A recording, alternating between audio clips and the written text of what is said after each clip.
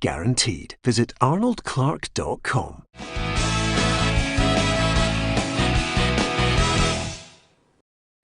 Welcome to Peter and Roughie's football show, sponsored by Arnold Clark. I'm Peter Martin, Alan Ruff alongside me, Tam McManus and Charlie Adam. Delighted to be with you. Don't forget you can like, share and follow us on Facebook. Hit that subscribe button on the YouTube as well.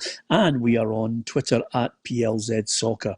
I'm delighted we're on. Yesterday was quite simply the day from hell with technical issues, Roughy. You can tell I've got a new set of earphones, Roughy, because the other ones are smashed all over the floor after yesterday's debacle. Yep, there's a point of no return with some people, and you better not be in the near distance area when that happens. I think we've seen it down through the ages, but no, I thought you controlled yourself reasonably well, and you did everything off air. Yeah, absolutely, which is it's a good sign, Roughy. Although I have to say, you are. It's no wonder that you don't lose your head at tennis. You are quite simply Bjorn Borg and Roger Federer rolled into one. You never seem to get flustered for anything. Whereas I think I might be John McEnroe, to be perfectly honest with you. Tam and Charlie are with us. Charlie's sporting a fantastic Christmas jumper. He's getting in the festive spirit, so I'm delighted to see that. And with that in mind, talking of what you're wearing, Rangers, I'll tell you, this is incredible. The UK competition watchdog, Roughy, have launched an investigation into Rangers, Hummel, Greaves and JD Sports over anti-competitive behaviour. I mean, this could rumble on for 6 months. I wonder, probably Douglas Park is looking and thinking, when is it all going to end? This is another one that could... that could rumble on and go into court. It's crazy. It is, particularly when everything's going well on the park. It's a side issue you don't really want, and they'll be hoping that somebody can deal with it very, very quickly.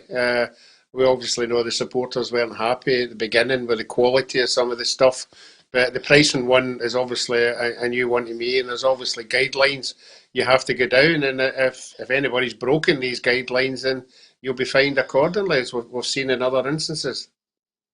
Yep, big hi to Alison and Stuart and John Coots, as well as Ronnie and Ronnie Gavin as well. Lots of people joining us on our Facebook to post their messages on anything that's concerning them. And of course, there's Mr. Angry. Tam McManus, as ever, likes to throw a few grenades on his Twitter account and then run away as fast as he possibly can.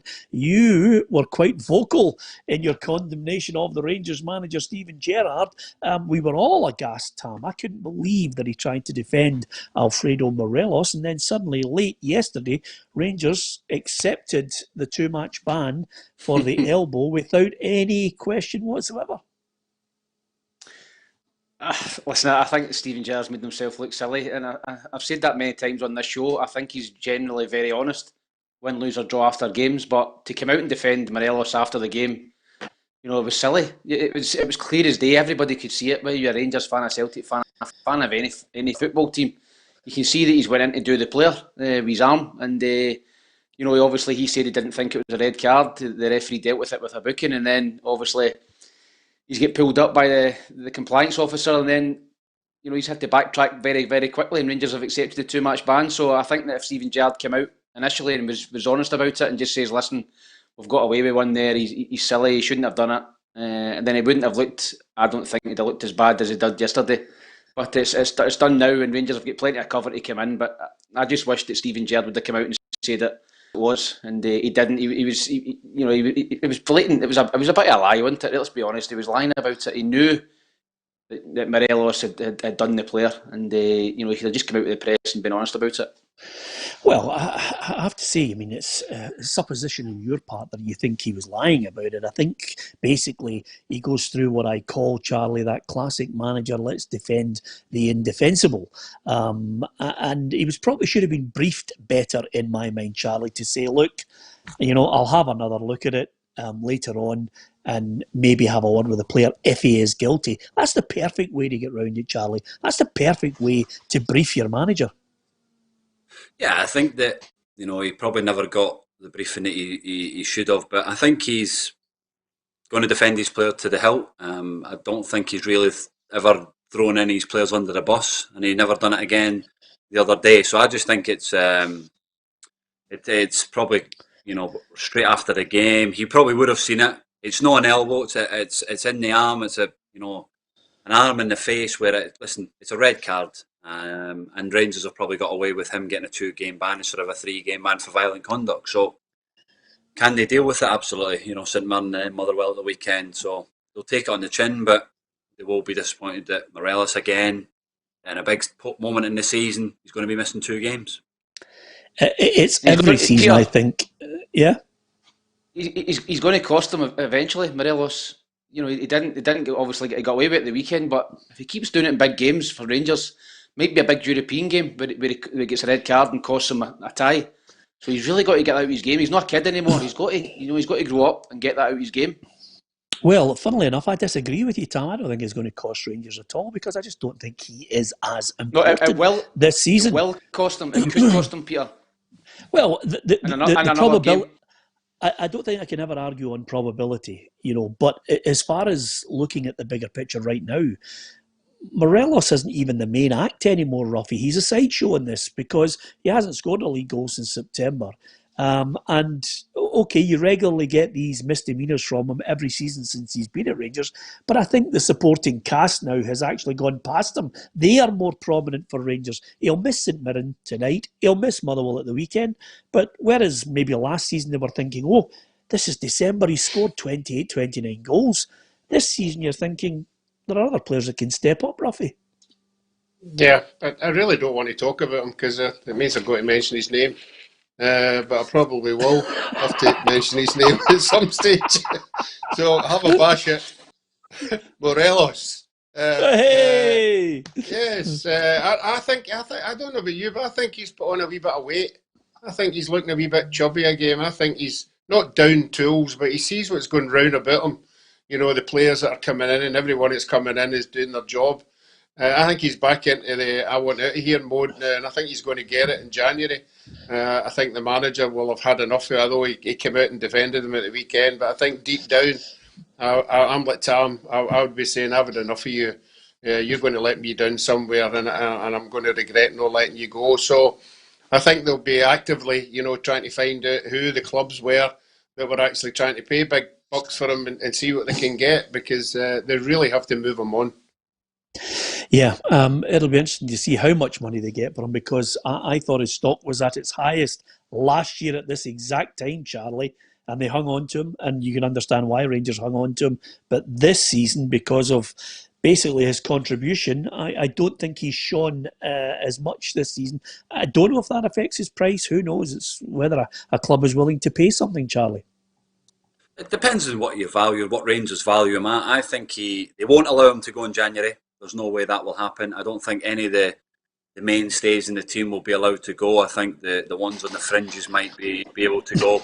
But everyone that's been in the squad or played its part so far this season will stay to the end of the season. And then I believe there could be a bit of an exit of players. I think there could be losing 3 or 4 players here with the finances that need to be. I heard Stuart Robertson talking about it at the AGM the other day, that this club needs to start, selling assets, and if they can stop 10 in a row and get the title under it, they'll come the summer it'll be a different rejig, and they've got somebody in Ross Wilson who now will be looking to bring players in. He's obviously said at the AGM that they'll be looking at far and wide as possible with a scouting system, so they'll be looking to bring in the next one that they can go and sell on for big profit.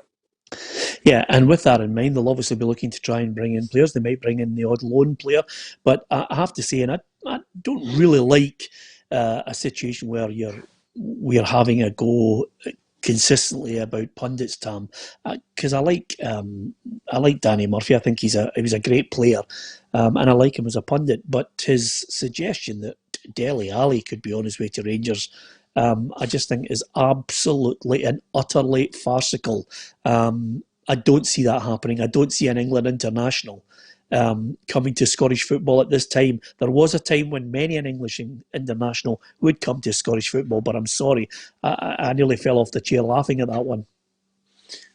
No, I think the Graham Souness days are long gone. The likes of Chris Woods and Terry Butcher and guys like that coming up the road, England internationals to Scottish football.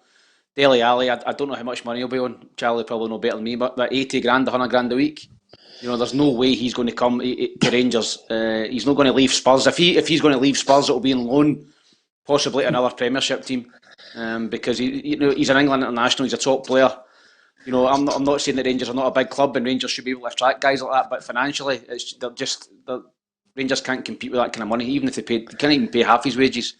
And I think Rangers are well set in that area, and I don't think they need them, to be honest. So I think that's a total non-goer from a Rangers point of view and from a player's point of view.